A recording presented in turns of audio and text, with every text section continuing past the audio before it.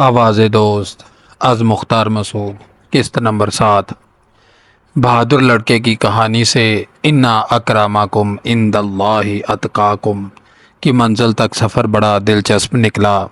اس سفر کے دوران یوں محسوس ہوا جیسے میں کسی ایسی شاہراہ پر تنہا چلا جا رہا ہوں جس کے کنارے بڑے بڑے آدمی دو رویا کھڑے ہیں، جس کے پاس جی چاہا ٹھہر گئے اور دو باتیں کر لیں، جس سے ناخوش ہوئے اس سے آنکھیں ملائے بغیر بڑھ گئے۔ یہ سفر بیشتر کتابی تھا۔ موضوع کی وسعت کا یہ عالم ہے کہ ادبیات کے ہر حصے پر محیط ہے: تاریخ، عمرانیات، نفسیات، ادب، سوانح، خاکے، مضمون، شہرہ، شعب، قصیدے اور حجو۔ موضوع کے تنوع کا یہ عالم ہے کہ یہ داستان بہر عنوان پھیلی ہوئی ملی۔ مشاہیر اور مشاہیر پرستی، میری زندگی، اس کے سوانح سرگزشت، اعمال نامہ ناقابل فراموش، گنج ہے گرام آیا، ہم عصر، جرت کے چہرے، روشنی کے مینار، دانشمندی کے ستون، عظیم شخصیت، 10 بڑے لوگ، 100 بڑے آدمی، بڑے آدمیوں کا انسائکلوپیڈیا۔ اتنے بڑے سرمایے کو پڑھنے کے لیے ایک عمر اور ایک فرصت درکار ہے۔ یہ دونوں میسر بھی ہوں تو ان کے استعمال اور کتاب کے انتخاب میں احتیاط لازم ہے۔ یہ احتیاط خود نوشت کے سلسلے میں بے حد ضروری ہے، اور یہ عادت بے حد مضر ہے کہ ہر بڑے آدمی کی خود نوشت سوانح کو پڑھا جائے۔ رزق ہی نہیں، کتابیں بھی ایسی ہوتی ہیں جن کے پڑھنے سے پرواز میں کوتاہی آ جاتی ہے۔ یونان میں دیکھنے کے لیے بہت کچھ ہے، خواہ اسے دیدہ عبرت سے بغور دیکھا جائے یا دھلے ہوئے دیدے کی سرسری نظر سے۔ ایتھنز میں ایکروپولس کی پہاڑی پر سیاحوں کا ایک گروہ کھڑا تھا۔ گائیڈ مختلف سمتوں میں اشارے کرتا اور ایک ازبر تقریر کو دہراتا جاتا۔ سامنے منروا کا مندر تھا۔ جن دنوں پیریکلیس نے اس عمارت کو تعمیر کیا وہ دنیا کی خوبصورت ترین عمارت تھی۔ آج اسے سب سے خوبصورت کھنڈر کا درجہ حاصل ہے۔ سب کی نگاہیں مندر پر جمی ہوئی تھیں اور مسافر اسے دیکھ کر اش اش کر رہے تھے۔ میری نگاہ البتہ کاغذ کے چھوٹے سے پرزے پر جمی ہوئی تھی۔ یہ داخلے کا ٹکٹ تھا۔ میں نے اس کی پشت پر لکھی ہوئی عبارت کو بار بار پڑھا۔ اس پر لکھا تھا کہ پیریکلیس کے عہد حکومت میں ملک مالا مال اور لوگ نہال ہو گئے، مگر وہ اتنا پر نظر تھا کہ اس کی ذاتی ملکیت میں پھوٹی کوڑی کا بھی اضافہ نہ ہوا۔ میں نے اس عبارت پر غور کرنے کے بعد سر اٹھا کر پارتھینن پر نظر ڈالی تو مجھے عمارت میں اس کے حسن صورت کے ساتھ اس کے بنانے والے کے حسن سیرت کی جھلک بھی نظر آئی۔ عمارت کی چھت گر چکی ہے مگر اس کے ستون 2000 برس سے استادہ ہیں۔ لغزش سے پیریکلیس خود بھی محفوظ رہا اور اس کے بنائے ہوئے ستون بھی۔ سورج کی روشنی میں یوں لگتا تھا کہ یہ عمارت دودھ میں نہائی ہوئی ہے۔ شفق پھوٹی تو گویا اس پر سنہرا پانی چڑھ گیا۔ پیریکلیس نے ایتھنز میں کتنی ہی عمارتوں پر سونے کا ملمہ کرایا تھا، اب اس کی روایت کو شفق ہر روز پورا کرتی ہے۔ پیریکلیس کے عہد زریں کے بارے میں جو مقولہ ٹکٹ کی پشت پر چھپا ہوا تھا وہ پلوٹارک کی کتاب سوانح سے نقل ہے۔ میں نے وہ ٹکٹ سنبھال لیا اور وطن واپس لے آیا۔ پلوٹارک کی ضخیم کتاب کون پڑھے گا، لیکن اس کا یہ ایک جملہ شاید کسی صاحب اختیار کی نظر سے گزرے اور دل میں گھر کر لے۔ اس خیال کو کئی برس ہو گئے ہیں اور وہ ٹکٹ ابھی تک میرے پاس ہے۔ سمجھ میں نہیں آتا کہ کس کو بھیجوں، یک انارو صد بیمار۔ پلوٹارک کی کتاب میں جا بجا ایسے جملے بکھرے ہوئے ہیں جنہیں نقل کرنے اور حاجت مندوں میں تقسیم کرنے کو جی چاہتا ہے۔ یہ سارے جملے پلوٹارک کے نہیں ہیں، وہ چند جملوں کا مصنف ہے اور باقی جملوں کا مورخ۔ پلوٹارک سے میرا مفصل تعارف اس چھوٹے سے کاغذ کے پرزے کی بدولت ہوا تھا جس پر لکھا تھا کہ پیریکلیس بڑا پر نظر تھا۔ کتاب کھولی اور پیریکلیس کا باب نکلا۔ اس میں 2 جرنیلوں کا مکالمہ درج تھا۔ سوفوکلیس نے کسی کے حسن کا ذکر کیا، بات نظارہ بازی کی تھی۔ پیریکلیس نے جواب دیا، میرے دوست، ایک جرنیل کے ہاتھ ہی نہیں، اس کی نظر بھی پاک ہونی چاہیے۔ اس پاک نظر کا ذکر سکندر اعظم کے باب میں بھی درج ہے۔ کہتے ہیں کہ سکندر نے ایرانی سپاہ کے خلاف بڑی بے جگری دکھائی اور ایرانی خواتین کے ساتھ بڑی دلداری سے پیش آیا۔ وہ شجاعت سے زیادہ شرافت کے لیے ممتاز تھا۔ پلوٹارک نے کوئی 50 بڑے آدمیوں کا حال لکھا ہے۔ اور کئی آدمیوں کا ایک دوسرے سے موازنہ بھی کیا ہے۔ ہر شخص ایک تصویر بن کر نظروں میں گھوم جاتا ہے، مگر جو خوش رنگ تصویر سکندر کی جوانی کی ہے ویسی تصویر کوئی اور نہیں۔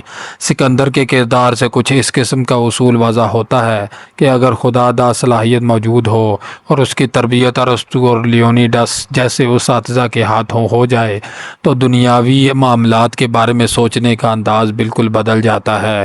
اس انداز نظر کو جب الفاظ میسر آتے ہیں تو وہ کچھ اس طرح کے ہوتے ہیں: واہ حسرتا، میرا باپ یوں فتوحات حاصل کرتا رہا تو میرے لیے کوئی بڑا کام باقی نہیں رہے گا۔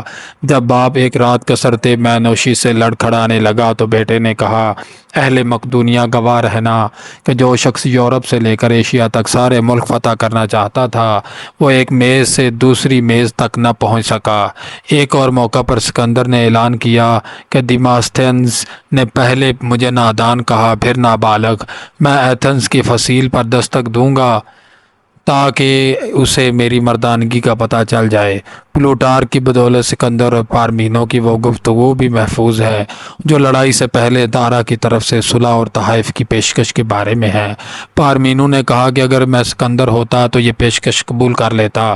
سکندر نے جواب دیا کہ میں بھی اس پیشکش کو ضرور قبول کر لیتا اگر میں بھی محض پارمینو ہوتا۔ سکندر کی فتوحات اور اس کی حاضر جوابی ایک دوسرے سے بڑھ چڑھ کر ہیں۔ وہ گفتار اور کردار دونوں کا مرد میدان تھا۔ وہ پارمینو کو لاجواب کرنے اور دارا کو شکست دینے میں کامیاب ہو گیا، لیکن جب وہ سائرس کی قبر پر پہنچا تو نامرادی نے گھیر لیا۔ وہ دل گرفتہ ہوا کہ اس جوش و خروش اور جنگ و جدل کا انعام دنیا کی سب سے بڑی سلطنت کی صورت میں مل سکتا ہے، مگر اس کا انجام محض قبر کی تنہائی اور تاریکی ہوگا۔ سکندر کو سائرس نے رنجیدہ کیا اور جولیس سیزر کو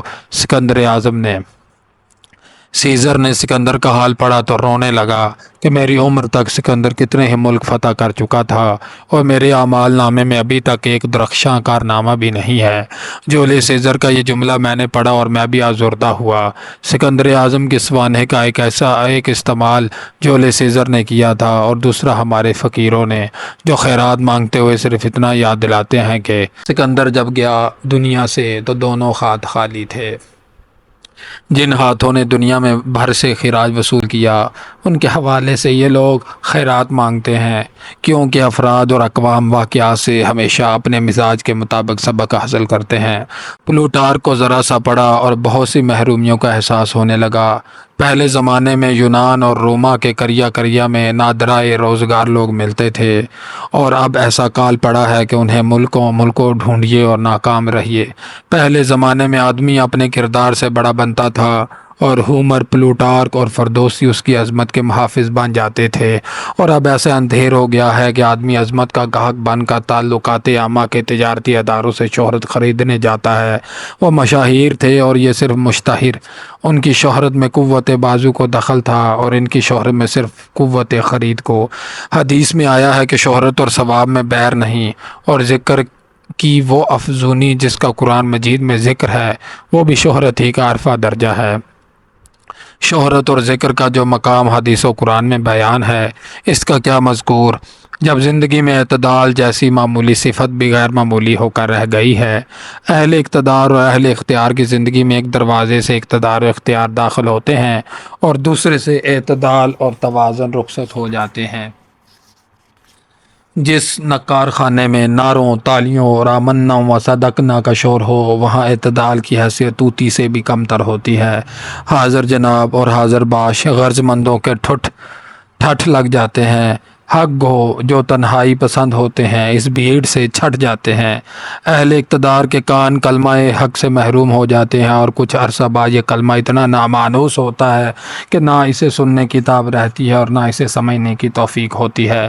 ہر وقت آگے چلنا، اونچا بیٹھنا، پہلے بولنا اور آخری حکم لگانا زہر کی طرح خون میں سرایت کر جاتا ہے۔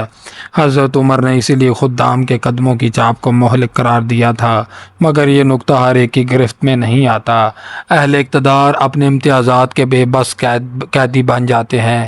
اس قید سے صرف اس شرط پر محفوظ رہ سکتے ہیں کہ دن میں 5 بار محمود و ایاز ایک ہی صف میں کھڑے ہو جائیں، اور اگر ایک اونٹ میسر آئے تو کبھی خلیفہ چڑھے اور کبھی غلام باری لے۔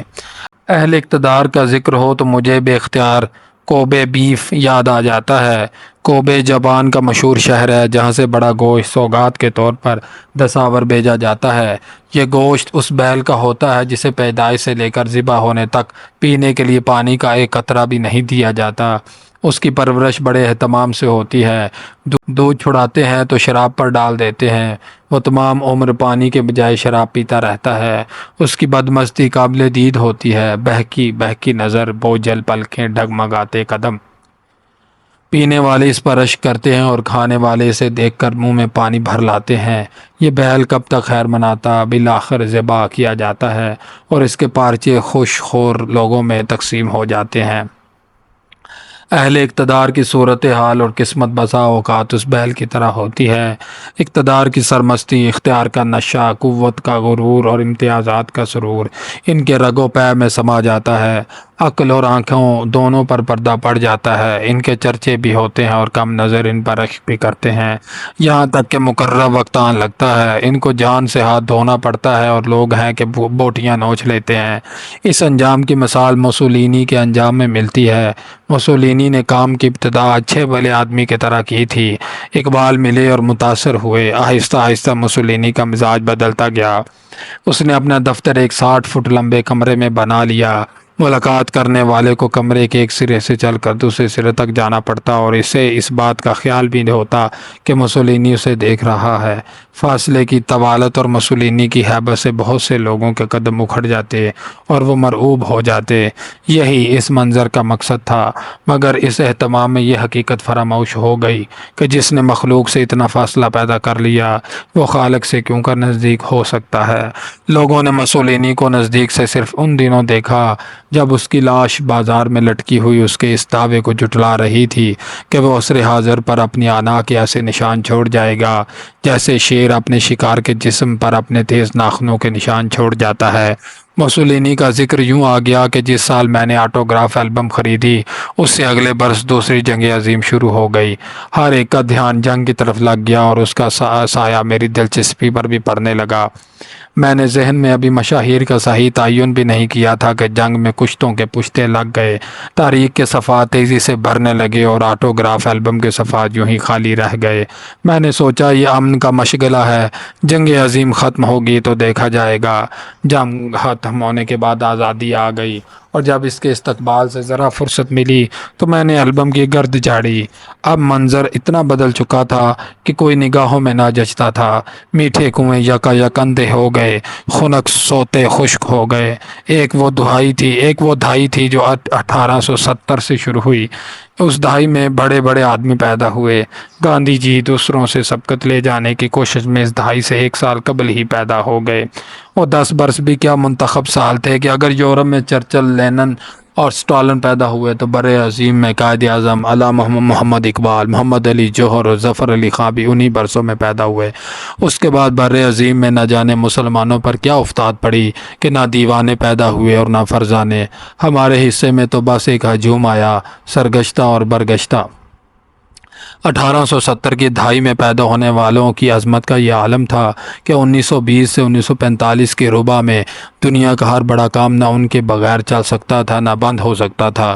اس رائے سے مجھے پاکستان میں ان لوگوں سے توقعات تھیں جو 20ویں صدی کے پہلے 20 برس میں پیدا ہوئے تھے۔ ساری توقعات عبث ثابت ہوئیں۔ شاید ان 20 سالوں میں مائیں صرف افسر اور تاجر ہی جنتی رہیں۔ ممکن ہے قدرت اس فیاضی کا جو اس نے 19ویں صدی کی 7ویں دہائی میں دکھائی تھی حساب لے رہی ہے۔ جو ملک اور قومیں اس میزان پر پوری اتری انہیں مزید بڑے آدمی عطا ہوئے، اور جو ناکام رہیں انہیں سزا کے طور پر ایسے لوگ ملے جو شامت اعمال ہوا کرتے ہیں۔ قدرت کا سارا نظام اصولوں کے تابع ہے۔ بڑے آدمیوں کی پیدائش کے بھی تو کچھ اصول ہوں گے۔ ایسا معلوم ہوتا ہے کہ بڑے آدمی انعام کے طور پر دیے اور سزا کے طور پر روک لیے جاتے ہیں۔ عطا تو اسی کے حق میں ہوتی ہے جو حقدار ہو۔ آخر قدرت ایک سپاس نہ آشنا قوم کو بڑے آدمی کیوں عطا کرے؟ اسے اپنے عطیے کی رسوائی اور بے قدری ناگوار گزرتی ہے۔ عطا کا پہلا حق یہ ہے کہ انسان اس کا شکر ادا کرے۔ دل شکر سے لبریز ہو تو روشن ہو جاتا ہے، شکوہ کیجیے تو بجھ جاتا ہے، نہ شکر گزار ہو تو پتھر بن جاتا ہے۔ شکر گزار ہمیشہ روشن ضمیر اور روشن دماغ ہوتا ہے، نہ شکر گزار بے ضمیر اور بد دماغ ہو جاتا ہے۔ مارکس اوریلیس بادشاہ بھی تھا اور فلسفی بھی۔ اس کی حیثیت ایک صاف گو اور عظیم انسان کی ہے، جس کے جسم کا ہر رواں اگر زباں بن جاتا تو وہ بھی حرف شکر کے لیے وقف رہتا۔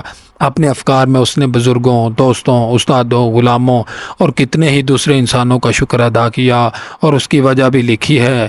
مثلاً اس شخص کا شکر جس نے اسے احساس دلایا کہ اس کے کریکٹر میں اصلاح اور ضبط کی گنجائش ہے۔